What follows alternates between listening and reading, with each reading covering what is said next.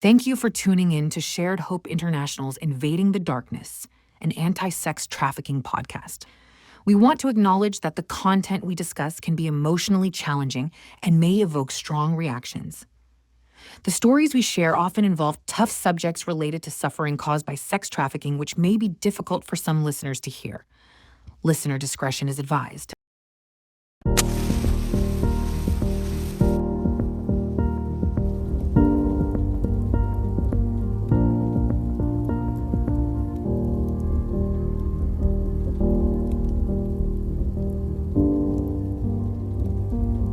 Hi, welcome back to Invading the Darkness. I am Kim.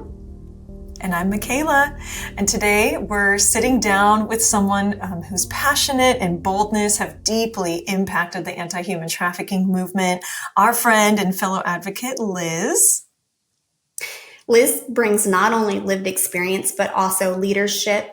She's raising awareness about familial trafficking, helping people plug into local efforts, and challenging all of us to find our voices and our place in this fight. So Liz, we are so glad to have you here. Thank you so much for being with us today. Can you go ahead and just introduce yourself? Tell us a little bit about who you are and what your space is in this fight. Thank you, Michaela. Thank you, Kim. So as mentioned, my name is Liz. My last name isn't important. What is important is that I wildly believe that every survivor has a place in this movement. I wildly believe that just because of my experience of having a mom as a trafficker, my experience of being further exploited, none of that adds up to the woman that I am today. It's pieces of it, absolutely. But I also think today, if we can highlight that everyone has a place, everyone has a voice, and that I get to do really great things and I enjoy it. I enjoy helping other survivors. I enjoy running support groups. I enjoy so many different things, but it doesn't mean that I always have to be on a stage. It just means I just have to be me. So I hope that everyone today that listens finds their place where they just get to be them. What do you love to do? What do you hate to do? What would drive you bananas? And then how do you come back and be centered and just be you? Yeah, that's so good, Liz. So often people imagine traffickers as strangers, but for many, it's someone within the family. Why do you think familial trafficking is so hard for people to recognize or even believe? Kim, you asked a question that it's going to make people uncomfortable. And here's why. All of us live in a neighborhood. So none of us want to look at every house and think, my God, does a trafficker live there? But that also leads to every type of trafficking is in every type of community. So we don't want to look at someone as, oh, well, they're very bad. They should be bad. They haven't mowed their lawn for a month. I mean, we just don't want to look at people with a critical eye of judgment, but then also it comes into our biases. But I would also say familial trafficking is underreported just for the fact that, and hear me out on this, traffickers groom the people around them just as much as they groom the children. So my mom was a cheerleading coach. My mom was invested in the community. My mom was a nurse. So no one wanted to believe that she was bad. No one wanted to believe that she was doing anything, untoward. But I live in a community. Right now, I'm sitting in a neighborhood where I know most of the kids. They have conversations with me. They stop by for a soda. They know my dog's name. And so if we're really going to get to the point of prevention, we have to just know our neighbors again. Because what do we do about the fact that, okay, you live in a place where you don't talk with anyone, so of course things get undetected. Or, oh, her mom is so wonderful, but you notice all of these things about me that don't add up. It doesn't matter that my mom is wonderful. So I would say the reason familial trafficking doesn't get reported is because people don't want to look at a parent as a bad person. They are so willing to say that a boyfriend is a bad person. They're so willing to say a stranger is a bad person, a sex offender, bad person, all of them bad people. But what do you do about it being a mom? What do you do about it being a dad? What do you do about it being an auntie? What do you do about the fact that it's foster care and they're like, oh, well, they're lost to the cause. Sorry, you already had a terrible time. So part of it is our prejudice. We don't want to look at a family as a bad thing. And I don't think every family is bad. I don't think trafficking is happening in every home. I want to say that very loud and clear. Trafficking is not happening in every home. However, there's some indicators that make it really difficult. Let's talk about pornography. Let's talk about the fact that if we see people as an object, then it's a lot easier to touch a little girl if you already don't think a human is a human. We have to get to the place where we can recognize actual danger versus our prejudice of, well, I wouldn't let my kid do that. Do you guys have any thoughts before I take over your whole podcast? No, I think those are some very valid, good key points. And I think you highlighted a lot of reasons why it's missed in the community. With that, can you share an example, maybe from your own journey or someone that you've worked with, where the red flags were overlooked because people just were not trained to see them? Okay, so my mom was a nurse, which meant if I went to the hospital, everyone respected her. And as they should always respect a professional, but is it at the detriment of the child not being able to speak? So just because someone has a college education, just because they have the title that they have, and we all know during COVID, good Lord, we respect our professionals. They do a very, very hard job. But if I show up to an ER with a UTI that is raging, that is terrible, that I have other signs of abuse, but my mom says, she fell off her bike. What I want to say is that as professionals, ask me what color my bike is because I'll catch my mom in the lie. I didn't have a bike. But then further, many familial survivors have reported that we have weird symptoms. We have weird signs. And a lot of it has to do with early childhood abuse. So if you're sitting in a classroom and you notice that someone is constantly scratching in that general area, or you're noticing that they have a propensity towards behaviors that wouldn't be appropriate in the classroom, if they have other things going on, it leads to more questions.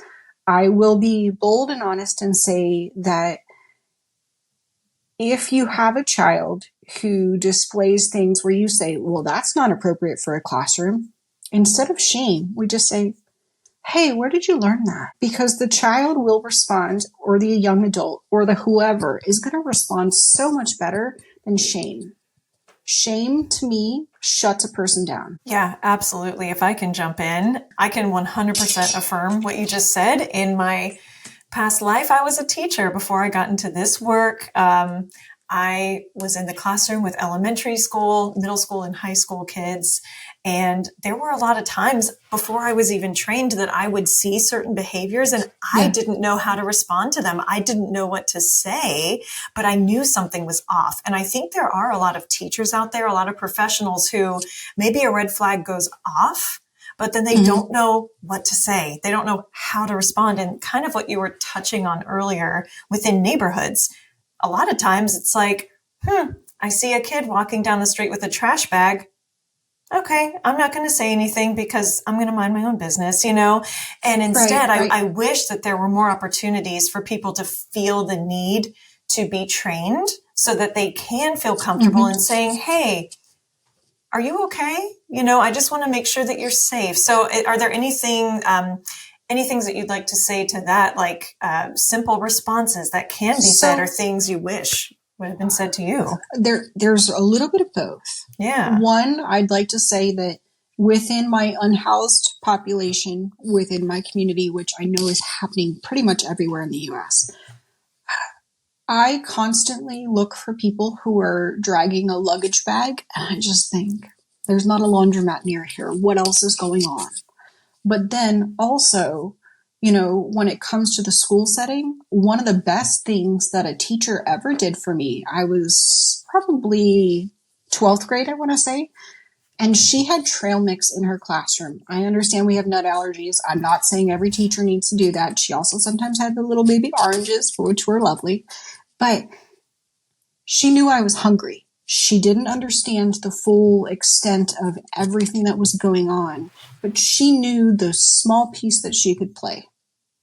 So, and what I constantly say, and when I met Michaela, I said this in our training, it was, I don't need you to be the solver of my whole life, of everything that about me. I don't need you to be my therapist for the next 30 years. What I need you to be is you in these next 30 minutes that you have with me, or the next hour, or the next 6 months if I'm in a program, who knows?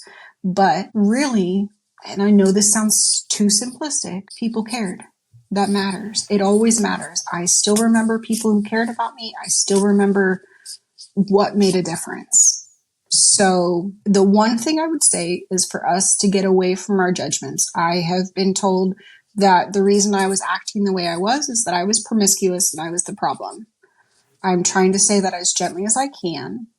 But what I wish people had asked, especially in the medical field, is how old is the person I'm sleeping with? Because if you're just going to tell me that I'm promiscuous and I'm sleeping with another 15-year-old boy, then more power to me. I hope I enjoy it. However, when it's a grown man, that's not fair. When I'm 9 and you tell me that I'm the problem, it's just not right. So we have to start thinking in a different context.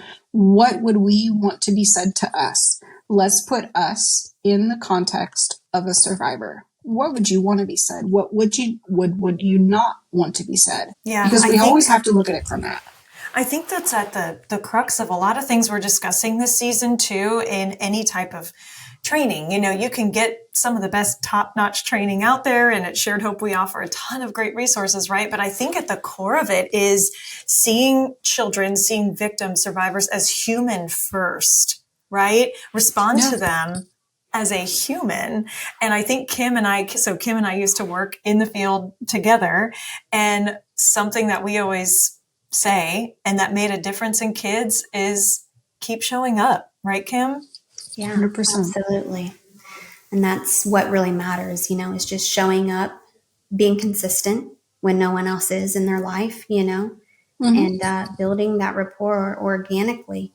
So it really does work. And like you said, Liz, it means so much when you just show up, Like right now, for example, I have I'm going to call her an 8-year-old. It's not her actual age. It's not her actual location. But you know what we do? Because her family realized that I had the story that I had, we show up and we do art together. I might take her to a place. I might take her to a coffee shop, and we just have a conversation because I'm a safe adult, because she's realized that there's nothing that she can say, even if it shocks me. And please, everyone, work on your shock face. It doesn't have to show. It just doesn't. We just talk. Her mom knows I cuss. We're okay with that. Because the little girl's okay with it. Because the little girl has seen so many gigantic life situations. So if I'm just real with her and I'm like, hey, you want a piece of pizza? There's a pizza shop, right? Oh, there's a pizza. Yeah, you could get whatever you want. Then we go back and we do more of our art, and it's just building a relationship. That's all it is. Because the point isn't hearing every deep, dark detail of her story. That's not it. Because I don't need to be a voyeur. I don't need to know everything to tell her that she's special and she's valued and she's loved. How do I just get to be an adult that shows up? Where maybe she'll tell me pieces of her story one day and maybe she won't. And occasionally she shares a few things. But that's not the point. The point is I'm just a safe human who's going to show up, and I'm like, oh, well, how about before we do art, we go get pizza? And she's like, can I have whatever I want?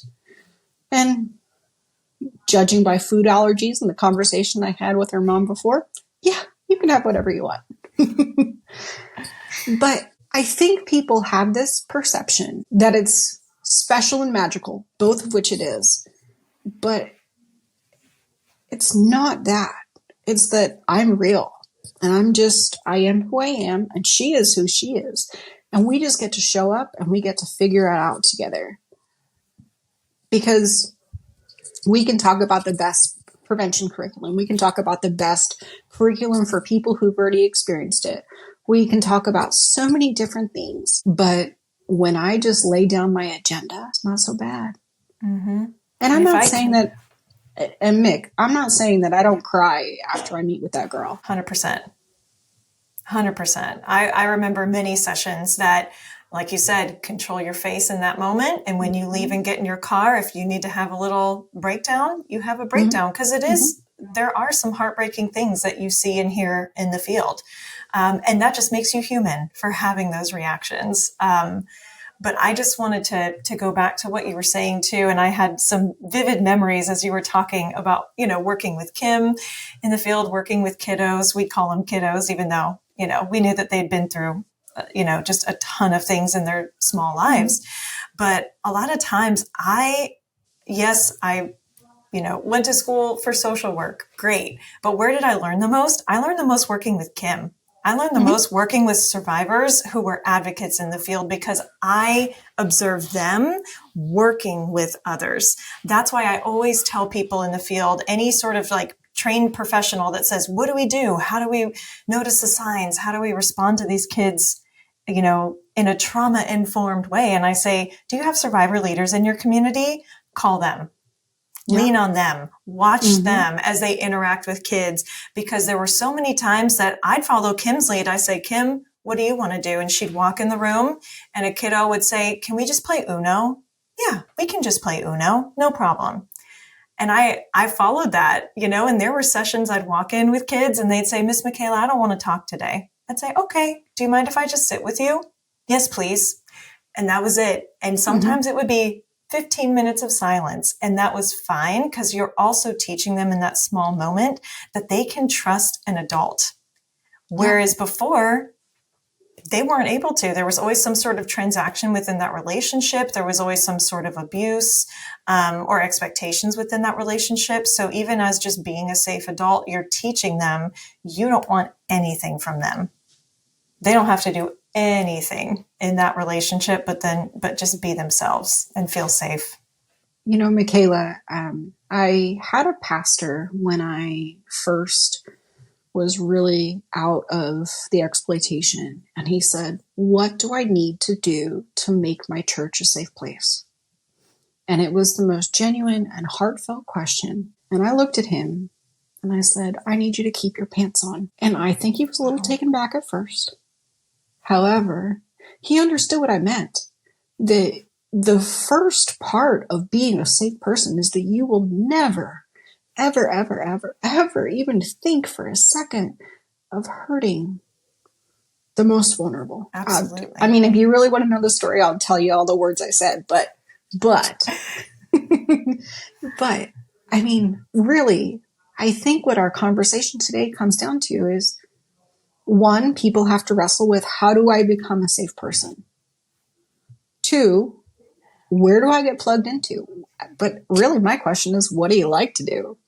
Because if you absolutely hate playing Uno, I'm not going to ask you to play Uno, because the kid or the young adult or the adult is going to pick up on that. If it's not genuine to you, it doesn't matter. Yeah, absolutely. And that was the one thing that we used to do in the field, and I still do today, is I always allow the victim or survivor that I'm working with to lead. It's never about my agenda. It's always about what they're comfortable with and what they want to do. And I just follow, and I allow them to, lead the session and how they want it to go that day. And it's kind of like how Mick said, if they want to play Uno, they can play Uno. If they want to draw, they can draw. If they want to talk, we can talk.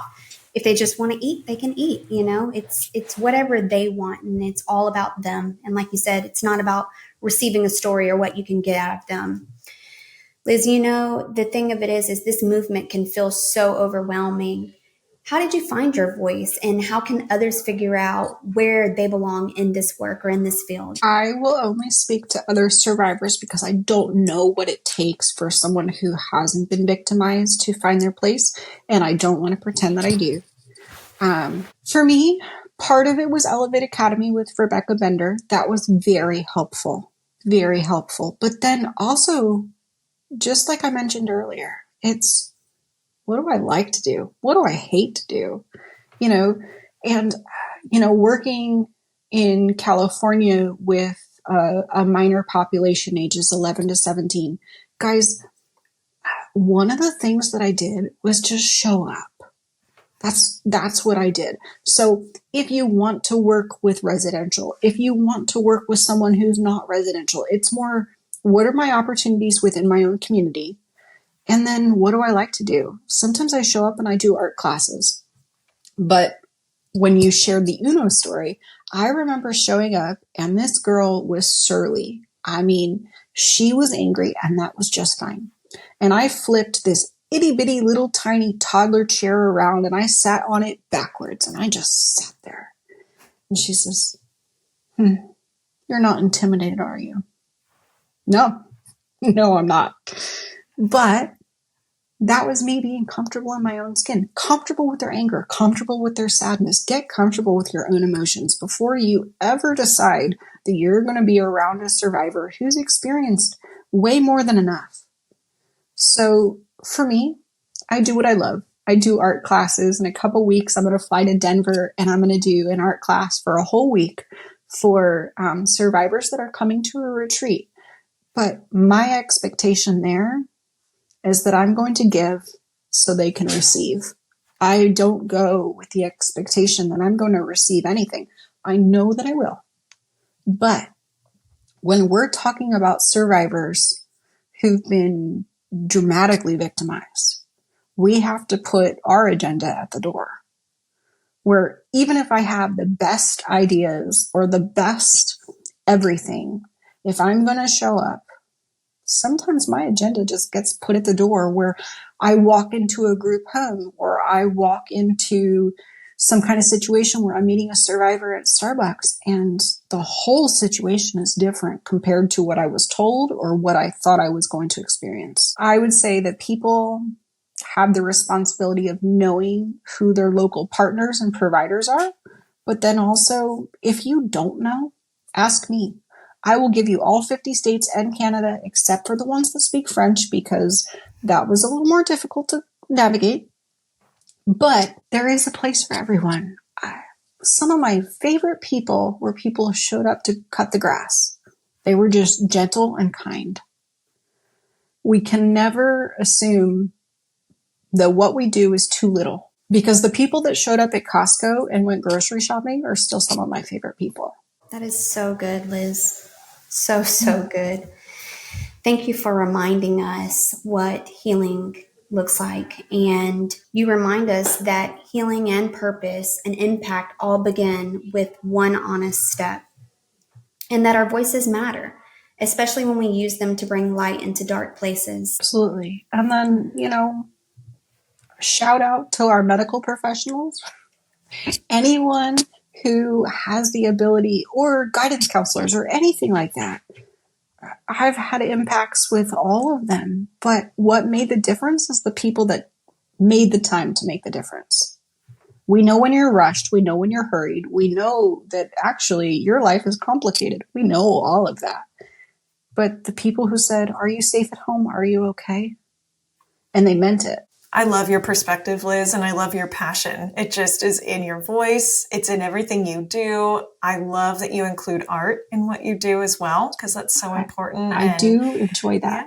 Yes. But here's why I enjoy it, and I encourage everyone listening to this podcast, is art doesn't take words, and sometimes you have no words. You can't I can't tell you what it actually means to be sold by your mom, because some parts of it, they just hurt. It hurts. We just finished Mother's Day. You better believe I hid. And I mean that with love and sincerity towards myself. Not every day is actually joyous. There's not actually a lot to celebrate all the time. So sometimes you do art and it's gentle and it's quiet, and sometimes it feels like an earthquake and you just want to break something, which then I would tell people to do a mosaic. Then you can break things and it doesn't seem violent. Yes, absolutely. Well, I hope I get to meet with you again in person and do art together. Oh, I would enjoy that so much. Yes. When Michaela and I met, it was because she was listening to a piece of my story, and I'm very grateful that our friendship has continued. Yes, I agree. I agree with that. And I'm so grateful that you agreed to be on the podcast with us at Shared Hope. And we're just so grateful for you, for your courage, your clarity, and your call to action, right? For people listening to the podcast today. So thank you so much for being here with us, and can't wait to keep collaborating with you. Thank you for listening to Shared Hope International's Invading the Darkness podcast. You can continue to listen and watch our podcast on all streaming platforms. To learn more about what Shared Hope International is doing and take action to end child sex trafficking, please visit us at sharedhope.org.